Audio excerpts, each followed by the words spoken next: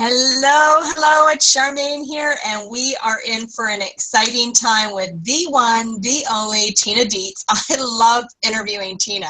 I'm just going to dive right in and introduce her because I never want to waste a second because what she has going to be taking time. And so last time, wait, Tina for several years. We met through the Evolutionary Business Council. She's an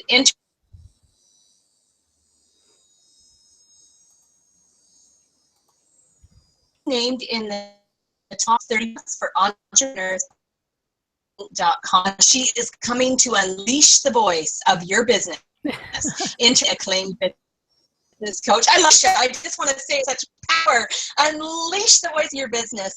Tina's company, Start Something Creative Business Solutions, who want more than just this waste and has learned to master this. She divides her time between Costa Rica and the U.S. I don't think she ever sees snow anymore. She's been featured in outlets like ABC, Forbes.com, Inc.com, and in many national trade magazines around the radio dial. And she is one of my favorite people to interview because she just offers such rich content. So Tina, welcome. Thanks, Charmaine. It's always so great to be with you. You're like the most fun ever. It's well, I was watching some Facebook Lives that you did from Vegas. From Las Vegas, yes. I know, and you and Candy and the rest of the EBC folks were having way too much fun. That's all I'm saying. It was great. It was great. It was so transformational and so it's just so great. I did not expect that at all. Yeah, it was a great trip. Wonderful. Well, Tina, you know what? I've got a couple questions to start us off, and I know you were it's so incredible in leading this conversation. Now, one of the things I want to do is we've got authors, speakers, coaches, entrepreneurs with us today from all around the world.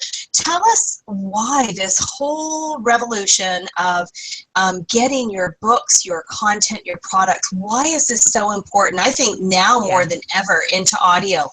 Yeah, it has gotten to be extremely important. And it's funny because audio has always been with us, at least in the machine age. I mean, we go all the way back to the creation of the radio. The radio transformed society. Now we've seen the internet transform society, but audio has come right along with it. And what's really funny to me is so many of these things we're going to talk about podcasts today. We're going to talk about audiobooks today. We're going to talk about, the types of things you need to do to make sure you're making good choices today. But it's just so funny to me because really what we're talking about is an extension. Audio is simply an extension of storytelling, which we are so wired to listen to. And that's one of the things that makes it so effective. When somebody puts on these earbuds, you get direct access into the center of their brain. There's so much neurology associated with this. It's a privilege to get inside of somebody's head like that. And now we're seeing this huge rise in the listening of podcasts. We're seeing this huge rise in audiobooks, which has been an arc I've been following over the last 4 or 5 years or so, and it just continues to grow. So now is the time, the big publishers, the big media corporations have access to this information, but it's actually the small business people, the entrepreneurs, the creatives who are driving it, who are really driving the market with audio. So I'm very excited about sharing. Yeah, I love it. I think we live in just such a cool time right now to get our stories out for people. And I shared with you on the last time we did a webinar on this topic, I've got a couple of my books out in audio. Our publisher took care of doing them. Yeah. And it was really cool to see immediately those got listed and posted and sales started to happen. And the other day I travel all the time as a speaker, just like you, Tina. And I've started to notice now in airports, on the train that I take to get to the airport here, 80% of the people that are sitting on the train or in the airport, they have their earbuds on, they're listening to something, whether it's a video or a podcast. So I love the fact that you mentioned that, you know, we can get into people's brains. And as an author, one of the things I've learned over and over and over again is that people want to know the person behind the book. You know, it's more, you're more than just a bio on the back or the inside of that book. And I think audio is a way to do that. Both of my books, as you know, Tina, that are in audio are not my voice. They're a voiceover, which I highly recommend. Yeah. I will share. I tried to do my own audiobook. I don't know if I shared this with you, Tina. So 4 years ago, we thought, wouldn't it be cool to turn my book into audio? So I started. It took me at least 6 hours to do one chapter. And then Chris, my husband, was editing it. He said, Shar, you can only do a page at a time, because the first 2 pages are great energy, and then your tone is like blah, blah, blah, blah. And so we had all kinds of airtime that was completely unusable. So I know that, Tina, you really support having other people do the voiceovers for authors. As great as I thought it would be to have my voice, I quickly learned this is going to be a lifetime for me to get my book into audio, because I'm going to do one word at a time, and then Chris has to edit it. So tell us more about kind of what you've talked about, why now is the time. Tell us about podcasts and what goes into turning our books or podcasts or content into written format. Let me back up a little bit, because you mentioned some great points about audiobooks, and this is probably the question about, should I voice my book myself, is probably the question that I get asked the most. And there's a couple of interesting assumptions. One is that if you're an accomplished speaker, it should be no issue to do an audiobook. Now, you are an extremely accomplished speaker. You speak all the time. You have a show, you travel the world, you know, all these other things. And you ran into this very issue, which is it's simply a different skill set. If you think about this from the world of athletics, somebody who is a world-class sprinter is not necessarily going to be able to run a marathon, at least not without additional training and support. If somebody is a great swimmer, they're not necessarily going to be a great pole vaulter. You get the idea. So voicing an audiobook, narrating an audiobook is a very specific skill set, and it does, as you noticed, require an enormous amount of stamina. And it also, regardless, requires an enormous amount of editing. So the question I usually come back to people with when they say, you know, well, should I voice my book or not? I tell them they're asking the wrong question. The question they need to be asking is there an advantage to me voicing my book myself? Because there might be, but there might not be. There's a bunch of factors that are going to go into that, including your background, including how much time you want to spend on the project, and also it depends on your following and your audience. When I have somebody, most of the books that I work with people, they're very busy entrepreneurs. They run into the same issues as you. So we work with a tribe of very, very talented voice artists who are, I curate this list of people so that I can match up specific voices with specific authors so that they can imbue the spirit of the book with the author's voice. And tremendous following, or your voice has some unique qualities, and I usually do this when in the strategy sessions when we assess people's voices, discernible difference in how the book sells. So that's a really important factor. Interesting. Wow. And I'm just going to let people know that are with us live today, you can ask questions, put them in the chat box. I will be not interrupting, but I will let Tina know so she can focus on you guys. I'll focus on the chat box. So put in your questions. But, you know, I would love to know if anybody with us today has a book or products out in audio. It'd be cool to know who has that, and I'll share while I'm waiting for people to type in the chat box. Most of my sort of products that have voice are mostly video. However, we've started now audio, like taking audios of my presentations, Tina, to be able to have an audio of it. We edit them and then we transcribe those. So they're not really audio books. They're more like snippets. But Yes. but again, you were talking about, the habits that we have and the different skill set. Just speaking from a speaker perspective, going to events and remembering to set up my audio. I mean, the first 4 events I did, I forgot to turn it on. I mean, so Chris comes home. I've heard that story before, yeah. And it was probably the best presentation I did. I come home and I said to Chris, you are going to love this. Standing ovation. I made myself cry with my own story. It was just, the audience. Oh, man. The audience was the best audience I'd ever had in the world. Wow. And I tried out a couple of news stories and they worked. And I was so excited for him to listen to them. And he presses the button and there's nothing.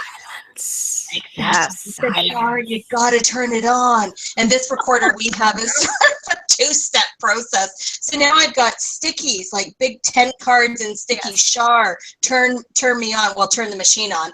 But so, this is again why you work with people like Tina, who little things that we think we know, but it's not my genius. That's what I discovered. Speaking is my genius, not creating the stuff to support it. That's exactly it. Because there is, when you talk about creating audio products, you're talking about another world of technology. And one of the things that is really important to me as an entrepreneur is to minimize how much technology I actually have to use, because I'm a creator. I'm an artist, I'm a coach, I'm a speaker. I want to connect with people. I think very few of us went into becoming entrepreneurs because we wanted to manage our websites and build sales funnels. I mean, that's why it trips so many of us up. And what I love about podcasting and what I love about audiobooks is that it's a way of using other people's platforms, other people's technology to free us up. Right? So we don't own iTunes, we don't own Amazon or Audible, but we can use those platforms to drive traffic, to build sales, to increase our audience, all of those things. And it's, I'm playing the game of freedom. This is the whole idea of the business oasis that I talk about all the time. A business oasis is a business that nurtures and feeds us as well as the people that we serve, so that we can go out and serve more people. So this is my product-based way of having people create a business oasis. And that's what makes it so, so cool, because so many people are hungry for audio. I mean, audiobooks are outselling ebooks 3 to 1. I think you might have mentioned it on the one page, 1.5 million more audiobooks were downloaded in 2015 than ebooks. That includes all those free Kindles. And those are not free products. Audiobooks are pretty much never free. They're a high quality income stream. So obviously I'm pretty passionate about it. I'm pretty passionate about most things, but and that's it. And a third of North Americans are listening to podcasts on a weekly basis. So audio is one of those durable formats that has been with us a long time. It's going to continue to be with us a long time. So I like that as well, because I don't like to participate in fads. Yeah, I love what you're saying, because one of the things I learned from my publisher early on is that her goal always to create what she calls an evergreen book. That's why I chose Betty Young's books as my publisher, because she never backlists anything. I tell you, Tina, she's promoting On Toby's Terms that's now 6 years old. We have a second edition. It's in audio. It's in all kinds of different platforms. And she's promoting it as much as she did when it came out. And so what I love about audio, I mean, we weren't even doing audio in 2010 when On Toby's Terms came out, but now that we have this, what we're doing with audio is, I think now my book has another audience. People who just don't read books now are buying On Toby's Terms. So what I think from a marketing strategy, and you're the marketing genius, we just by creating audio products, is it fair to say is that we keep creating new audiences based on the platforms that we sell the audio book on? Yeah, absolutely. I mean, what's more effective, telling a really powerful message in the form of your book and leveraging that message as many ways as possible, or spending your time and energy creating a whole new thing, I mean, we're all creative. We're going to create new things, let's face it. But why not leverage and make use of, for those who are sick of the word leverage, why not make use of our books as much as we can? Out of our books, we've got these audiobooks, and then out of the audiobooks, you've got audio snippets that you can share on different platforms. It's going out onto Audible, Amazon, and iTunes. You could even get it up onto Google Play if you wanted to. And there's so many different ways to use that content. And then, of course, extracting even more, I get in all this when I do business strategy with folks. But a book is so full of what you said before, evergreen content. And that's mostly what we need. We think we need to keep coming up with new stuff. But what our audience really needs is reinforcement. They need to hear things over and over again, a bunch of different ways. And we're constantly moving on to the new thing. But I mean, look at how durable something like the 7 Habits of Highly Successful People is. Look how durable the E-Myth is. That is a single focus. And so much comes out of that one focus. That's a brilliant example of how to reuse, repurpose, and leverage your work. And that takes some confidence. It takes some cojones to say, I'm planting my flag here, and I'm going to make use of my work as many ways as possible. And this is the message I'm delivering. So that's what makes me really happy to help people with.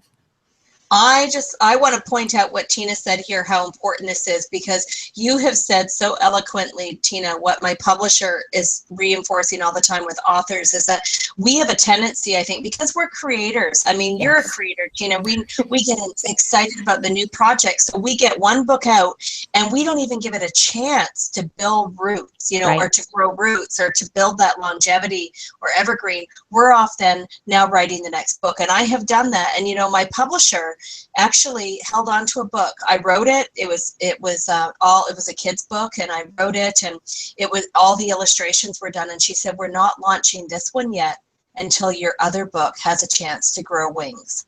Yes. And at first I thought, oh, come on, let's go with it. And now I get what she said. She wanted that book to grow roots, to grow wings, be solid, because the success of that book is going to predict the success of the audio and all the other books that follow after. And I think what you've said, Tina, is so critical for authors to keep repurposing the incredible content they have. Now, one of the ways that you shared with me before in a private conversation was that we can repurpose our work through podcasting. Yes. So there might be folks on here that aren't podcasting or not clear what it is. Can you just tell us a little bit more about podcasting, what one would do to start? Sure.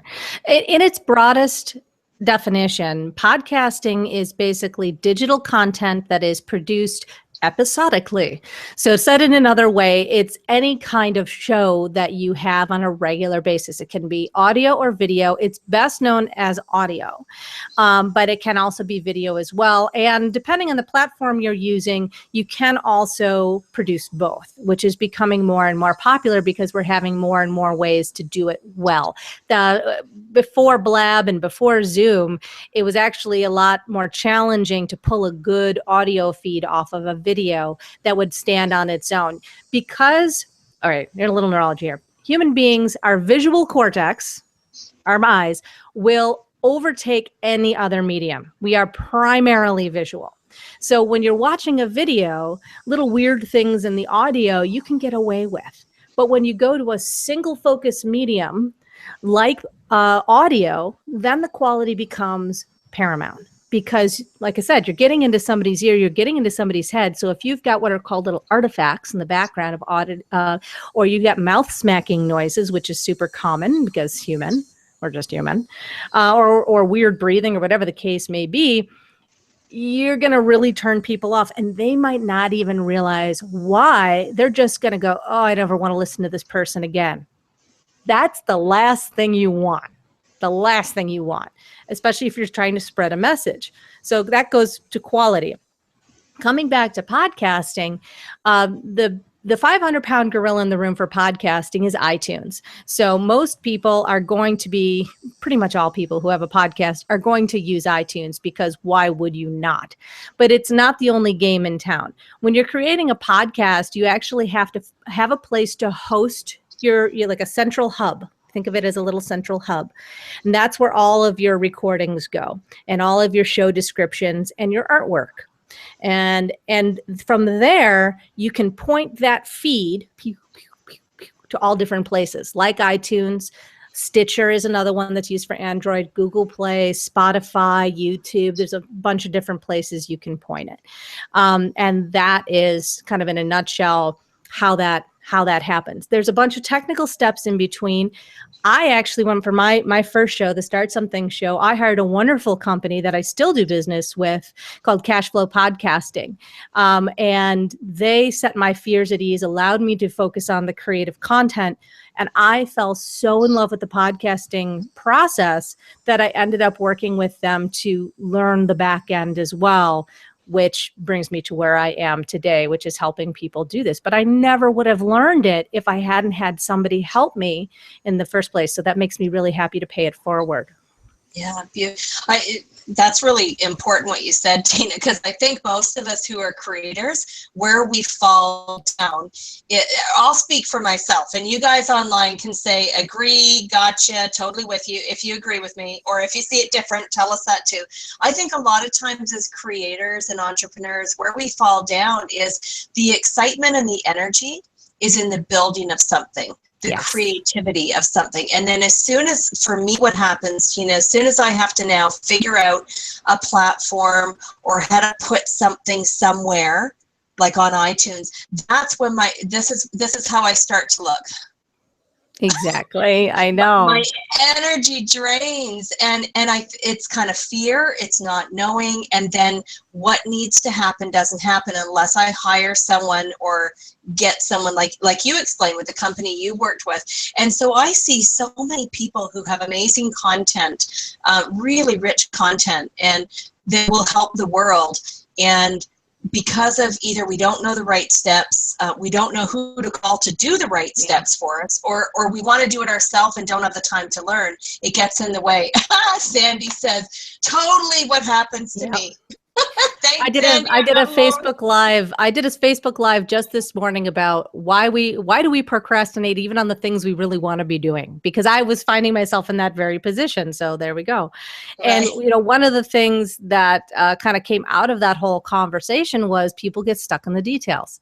I get stuck in the details of things that I'm not familiar with. The things that I'm really, really good at, that I have operating procedures for, that I know all the technology for, like podcasting, like audiobooks, like coaching, all these things that I do, I'm unconsciously competent at doing them. But when you first start out doing something like, something new, it's like you're constantly being whacked in the face by details. And that whole thing about not being able to see the forest for the trees, it really does feel like that. It feels like there's branches right in front of your face. So, I think that I agree. I think a lot of entrepreneurs, especially solopreneurs, especially really smart solopreneurs, think, well, I can learn that, so I should. No, you really shouldn't. If I had hired people much earlier on in my entrepreneurial career, I probably would have been way further along, by this point. No regrets, but, learn from that. And it's worth it to invest in good people. You got to do a lot of research, but it's worth it. Yeah, totally. Sandy's got a great question here. So when you were talking about iTunes a moment ago, can you explain how to use iTunes? I think you covered a little bit about why to use iTunes podcasts. And it says, is there another podcast format that you suggest? Well, like I said before, iTunes is the 500-pound gorilla in the room. That is your main hub for podcast. And Stitcher is another one. Spotify is another one. Google Play is another one. Those are all things you're going to be wanting to use. But before you even get to that point, it's a matter of going deep and your positioning and your strategy. Because just like any other form of regular content, you're going to need to be very strategic in how you develop your show and make sure that it's actually going to serve the purpose you want it to serve. Because small business owners in particular, there's a lot of conversation about monetizing your podcast. There's a lot of ways to do that. But the main juice in podcasting for small business owners, unless your podcast is your full-time business, is actually in developing your influence, developing your marketing content, and in gathering a new audience. Those are the three areas that are going to be primary, and then the monetization usually comes later. So developing really fantastic content, very real, very authentic content. It's different than doing a webinar. It's different than doing a course. People get kind of bored by that. With podcasting, entertainment reigns supreme. It is edutainment, we call it. So if you can entertain and inspire people first, then you can educate them, and then you can lead them to action.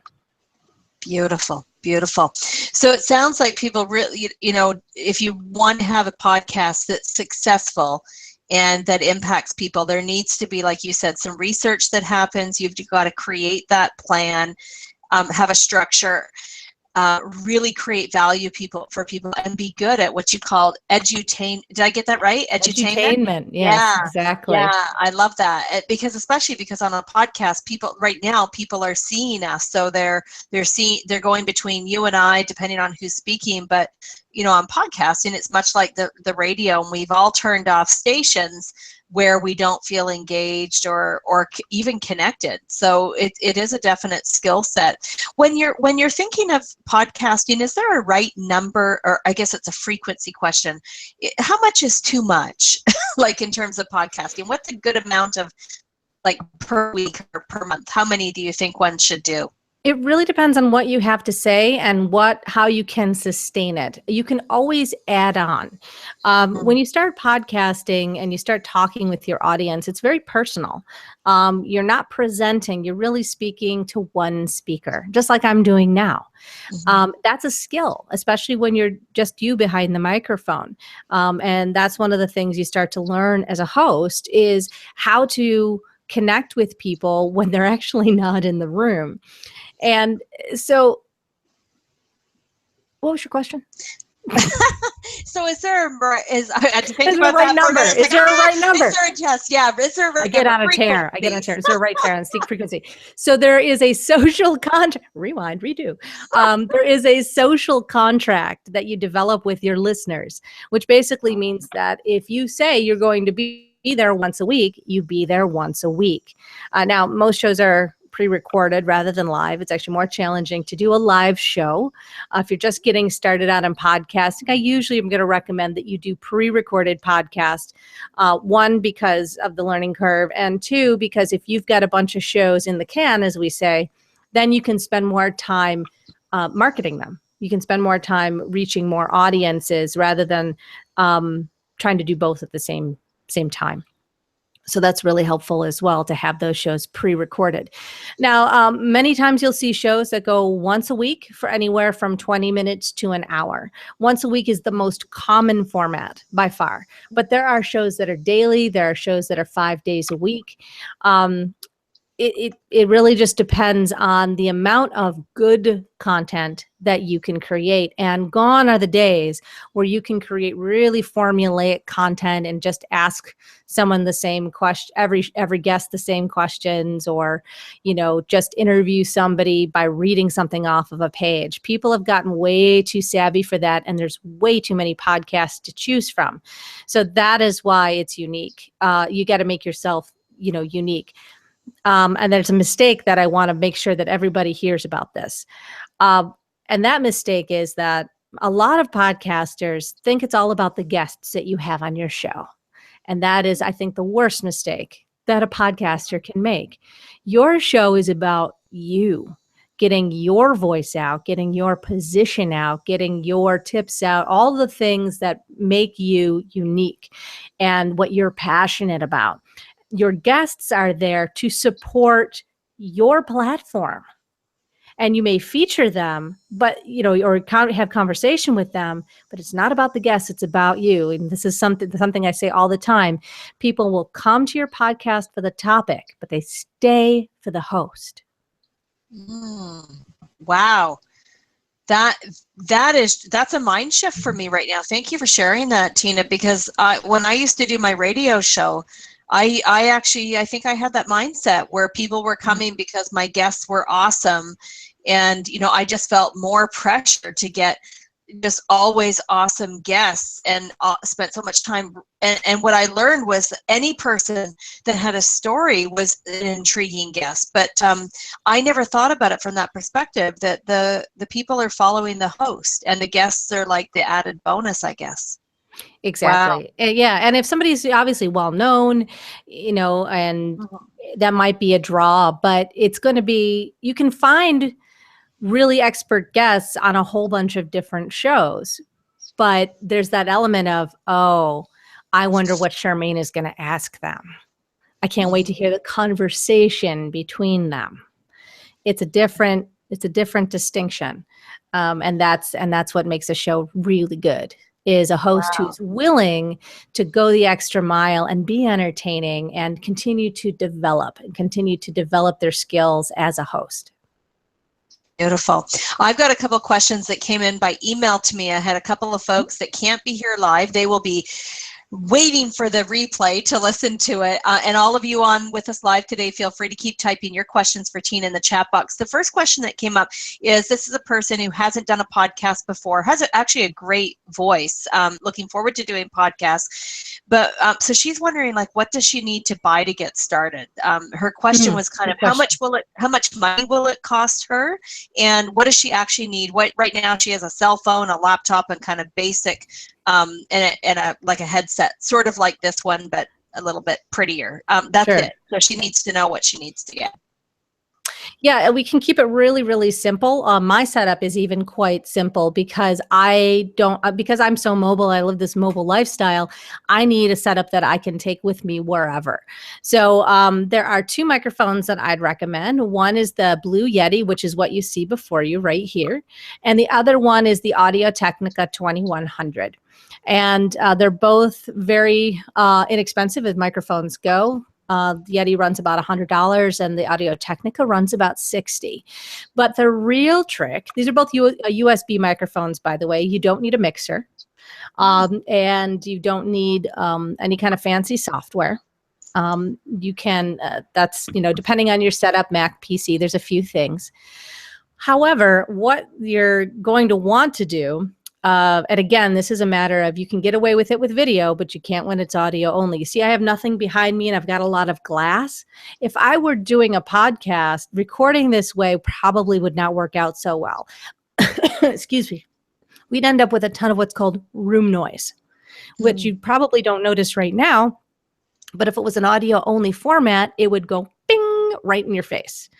And that's quite entertaining to listen to when you think, oh, that's a really clean recording, and you listen back and go, is that a train in the background? Where do those birds come from? Was there a hurricane? And what am I doing with my mouth? So there's all these things. So what I do is actually recommend to folks that they either get what's called a microphone surround. You can look for them on Amazon, along with the Blue Yeti microphone or the Audio Technica 2100. You can find all of these on Amazon. Or what I do is I take a box, a good size box. I don't have it here with me. Sometimes I show it on these webinars.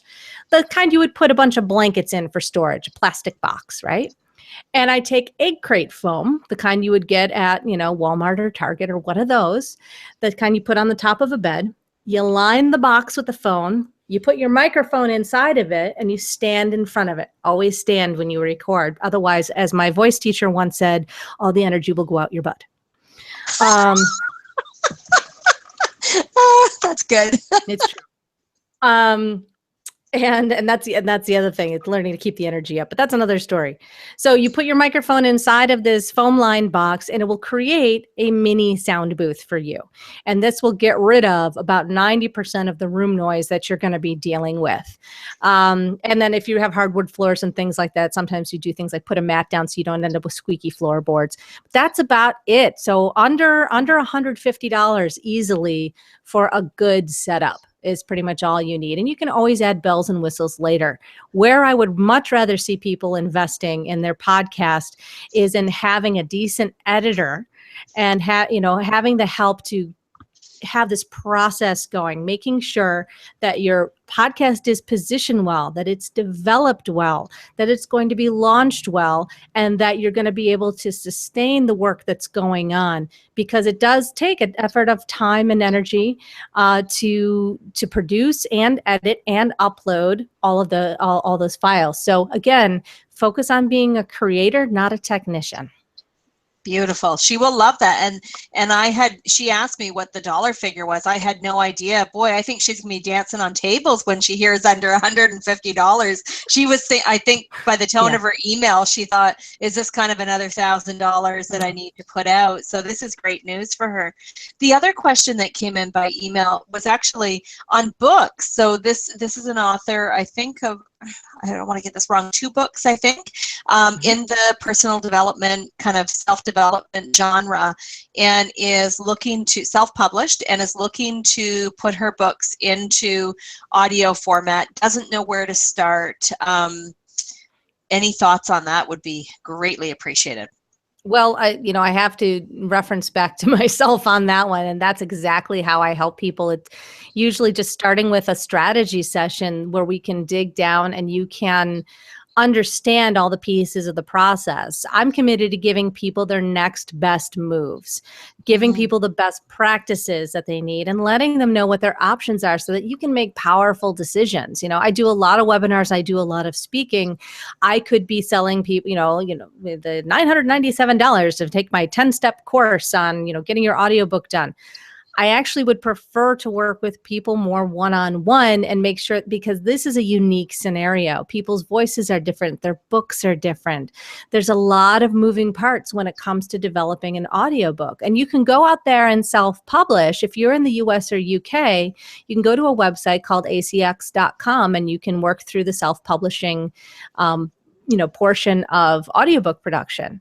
However, if you don't know the language and all the ins and outs and what your best options are, you can be, again, shooting yourself in the foot. So that's why minimally I suggest working with someone like myself. And honestly, there's not too many of us out there who do this kind of work, so that at least you know your next steps. Even if you never talk with me again, you'll have what you need to go out and produce that audiobook and do it well.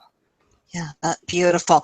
And I think that solves that challenge that we came up with earlier, that what gets in our way, our stumbling block, where we fall down, is not knowing the next steps. Somebody once told me, and I really agree with this, sometimes what gets in the way is we don't even know what we don't know. Exactly. And so, thank goodness for me, I had a publisher that kind of took the lead on getting the audio going. Interesting fact, one of my books, I told you this before, Tina, I'm not in love with the voice that was chosen to read my book. And it's kind of weird, because it's the voice in the book on Toby's Terms is my voice. And when I listened to it, I've only listened to a couple chapters, and my publisher's awesome. She's, looking at a different voiceover for that, because she wants, of course, me to be super happy. But every time I listen to it, it's like, I would never say it with that tone. So is there an element when you're working with people and you're helping them select the right, is there an element of choosing a voiceover person who carries, I don't know if it's the energy or the personality, in a sense, of the author? Is that even important? Oh yeah, absolutely important. As a matter of fact, I spend a fair amount of time crafting an audition, because I have a tribe of about 150 narrators, and then I have access to another 4,000. So I have a wide range of voices available to me at my fingertips. And this is because I'm also trained as a voice actor, and I've been inside of that community and that industry. And it's a wonderful industry, wonderful artistic, creative industry. So I speak voice actor as well as entrepreneur, which is very helpful. So when I go and I craft an audition, I put in elements that are going to have the folks who are auditioning be able to connect with the author almost as a character. So they're able to craft the author as a character, and now curate. And I'll usually present the author with about 3 to 5 choices of curated auditions, because I'm also listening for quality, making sure they're set up at the right levels for Audible to accept them, and so on. But then the author always has final creative say on the voice that they feel represents them. And it's usually very clear for the author. It never ceases to amaze me how often I'll send over 5 things and they're like, this one, hands down, no, and it's just a matter of resonance. Yeah. You and I both have a wonderful colleague named Teresa de Grosbois. Yes. And Teresa's an influence expert. Well, Teresa launched her book, Mass Influence, which is a fabulous, Yes, it fabulous is. book. And I had the privilege of doing the audiobook version of it. Well, when she was launching her book, I said, Teresa, you really want to launch the audiobook along with the book. And she had such a massive launch. It went number 1 bestseller. I can't even tell you how many countries. Yes. And I was like, no, you really want to do this? And she just didn't have the bandwidth to manage that. So we did it after the fact. And she had me on one of her groups because she teaches people how to write best-selling books. And in front of her group, she actually said, I wish I had taken Tina's advice on this, because if I had had the audiobook, I would have made back the money that I had spent on the marketing for my regular book because of the way that audiobooks sell. Right. Wow. And so we're now doing some other things to push out her audiobook in different ways, because I got strategies for that too. That's a beautiful thing. You don't have to publish your audiobook at the same time as your book. It can revive a whole product, a whole message using audiobooks. I can go on and on about it. So very cool. Yeah. Well, and I agree. Teresa's book is awesome. Mass Influence is the name of the book. Boy, oh boy, if you want to learn how to be an influencer, Teresa teaches how to do that so exquisitely and models that. I mean, every single day of her waking moment, she's modeling it. Absolutely. There was a question from Sandy that came up. Thanks, Sandy. Yeah. About the type of editor. What type of editor should we be looking for? Oh, wow. That's, yeah. Editors are quite varied. I have a team of folks that I have vetted that I know does good work, both on the audiobook side as well as the podcasting side. And it's a twofold process. You need to look for somebody who has both technical skill set, which requires a certain set of questions to ask them, as well as the professionalism to do things on time, which is sometimes half the battle when you're working with freelancers or independent contractors. So, sometimes it's trial and error, and knowing the right questions to ask on that. Yeah. And I think just like we always say with print books, I mean, one of the most important things for print books is a great editor and a great graphic designer for your cover. And it sounds like some of those same, and a marketing strategy that rocks. And I think, and a great book. And I think what you're saying is the same thing here. You need great content. You need a great marketing plan and actually a creation plan, not just a marketing plan. And then you need really skilled people for the editing piece, because you keep coming back to kind of that quality, the importance of quality, not only in content, but in how it sounds. And I think many of us listening today have all made, some great choices in business and some that were costly learning experiences. And it sounds like an editor is something that you talk to someone like Tina who knows exactly what has to go into editing, because I wouldn't even know the right questions to ask. Like, how would I even know someone is skilled or not skilled? One of the other questions that came in online was more about the marketing piece. The question was, I got the sense they didn't actually say if they have the book out or if it sounds like it's pre-launch ready, but no idea on how to market the book. And so she's wondering if this is similar to, like, do you market it like a print book? Is it a total, I'm assuming it's a bit of a different strategy. I know when I've talked to you, you have clients that you've worked with on the marketing plan as well. So what's different from marketing books versus audio? That's a fabulous question. And I am actually going to do something a little unconventional right now, because I just realized that the plug that my computer is plugged into is not working, and my computer is going to shut up. So everybody can sing a little song and type in questions while I go grab my other power cord. I'll be right back. Sounds good. You can just all watch me. We'll sing. Here's a question for all of you. If you were going to do a podcast, so let's look at podcasting for a minute. If you were going to do a podcast, I'd love love to hear, what would your podcast be on? Because Tina was talking about the importance of building this relationship with your audience and choosing content that was awesome. So type in the chat box what you would do your podcast on. I'll kick it off. I'll share a couple of ideas.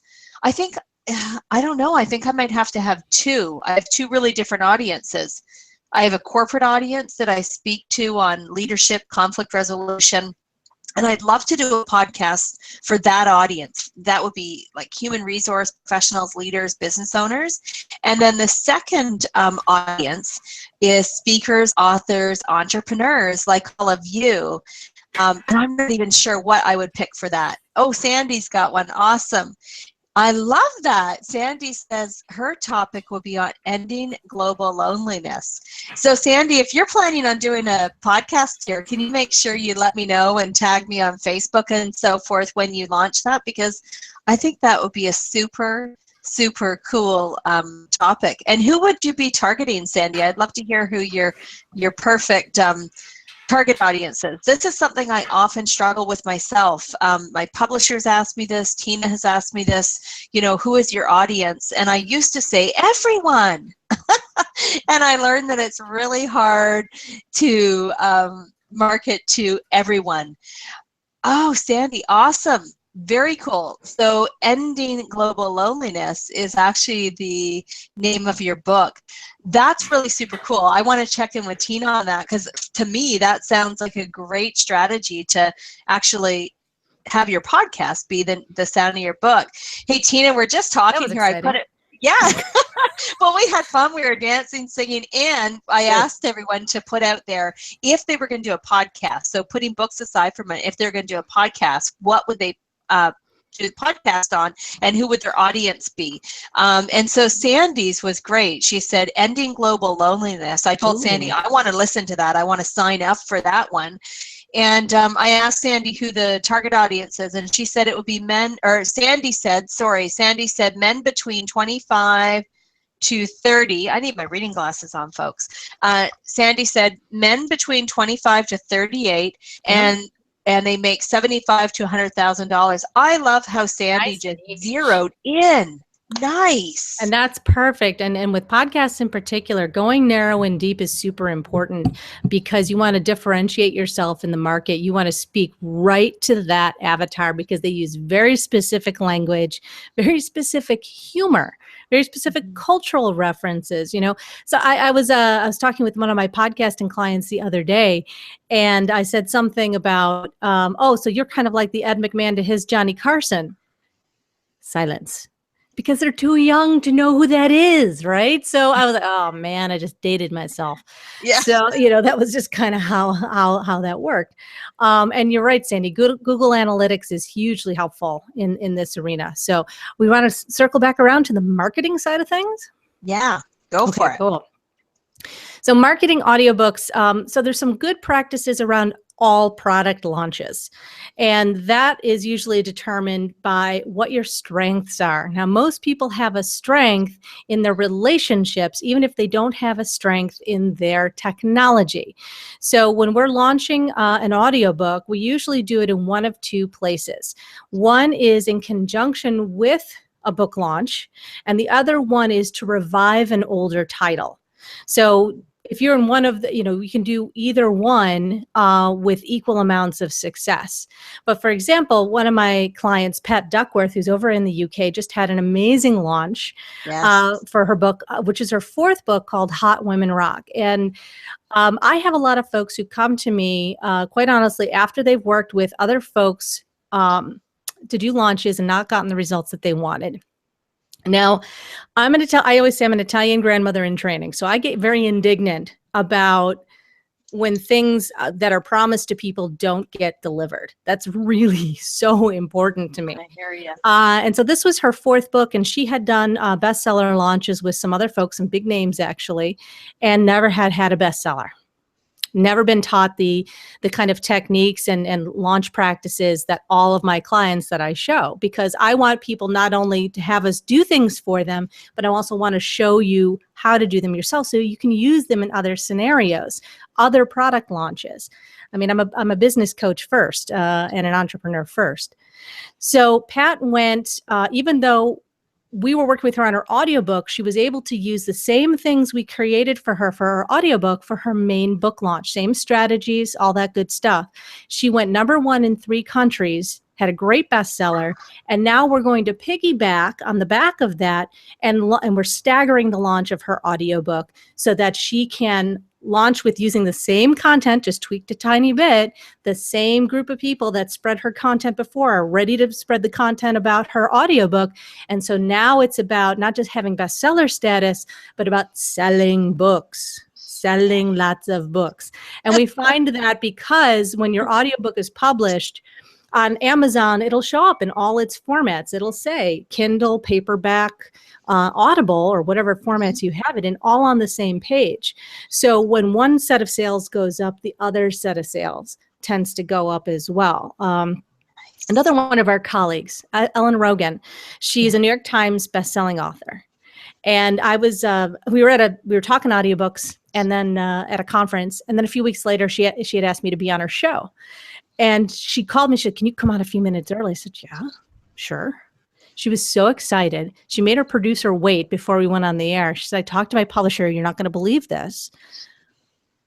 We weren't paying any attention to the audiobook. Tina, the audiobook sold more copies than the Kindle, and we didn't market it." Wow. So this is the thing. A powerful launch, you're going to get the benefit of both formats, and that is the really cool thing. People are buying a lot more audiobooks than they are ebooks right now. I mentioned some of the numbers on that earlier, but audiobook listeners also listen to more books. So average American reads about 12 books a year. Average audiobook listener listens to double that. Wow. Wow. Wow. I mean, you could probably have a whole webinar just on the marketing strategies around. There's a ton. Yeah, I can imagine. Yeah. Well, one of the things I do in the strategy sessions too, that I do as a gift is, I always create something special when I'm on a show with you, Charmaine, because I love you and I love your audience.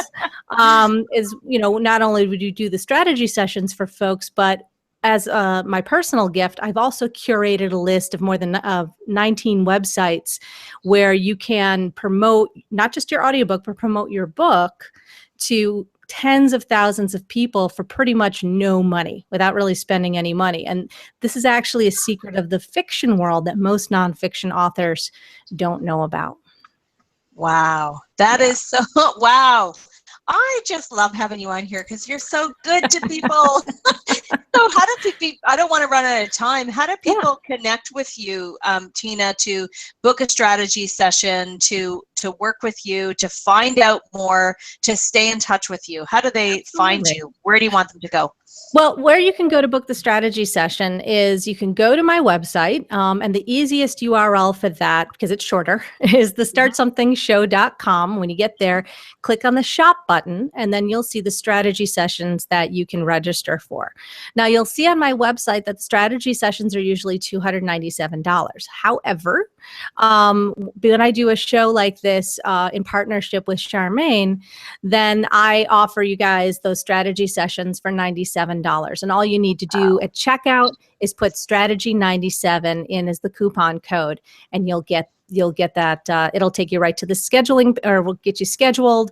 It's an hour, you and I diving deep. I have you do an assessment ahead of time, so I already know your goals and already know what your situation is when you're coming onto the call. So we can really spend our time going deep into your strategy, handling everything from assessing your voice to your marketing situation to the different options for producing either your podcast or your audiobook.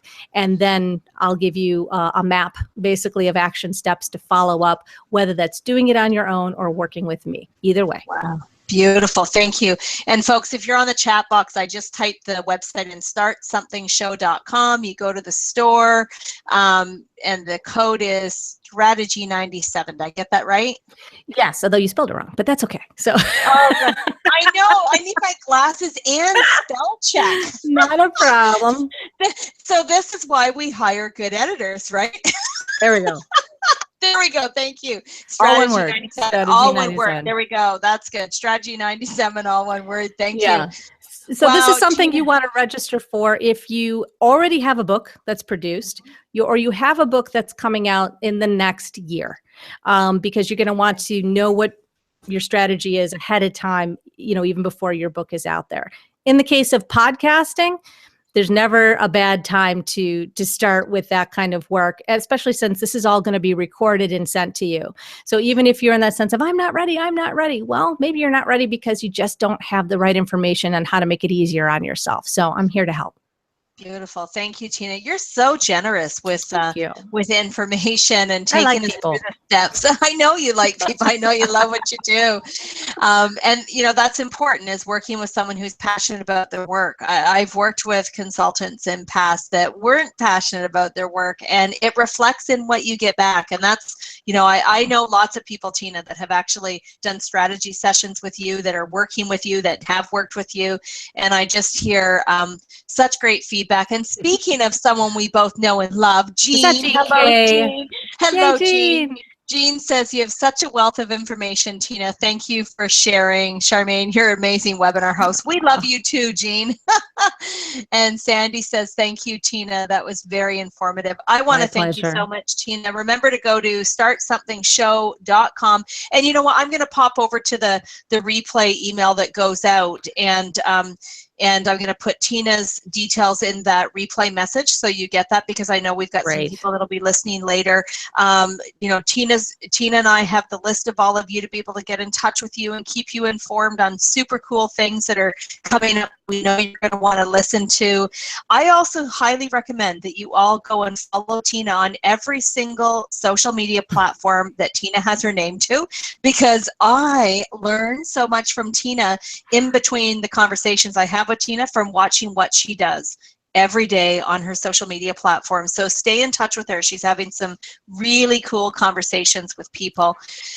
And Tina, wow, you are just every single time. So I've got 6 pages today. That's why I kept looking off to the right. I was taking notes, and then I just had to get right into it here. So thank you for all the notes. And Jean says, how do we get the 19 sites that Tina mentioned? I think that's through the strategy session. Is that right? Yeah, that's a bonus, actually. And Jean, I'll connect you with about that with you. Okay. Yeah.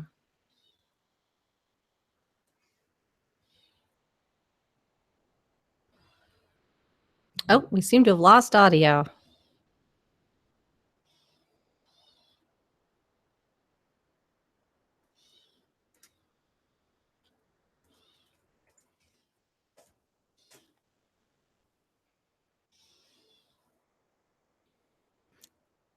I'm not sure if you can hear me or not.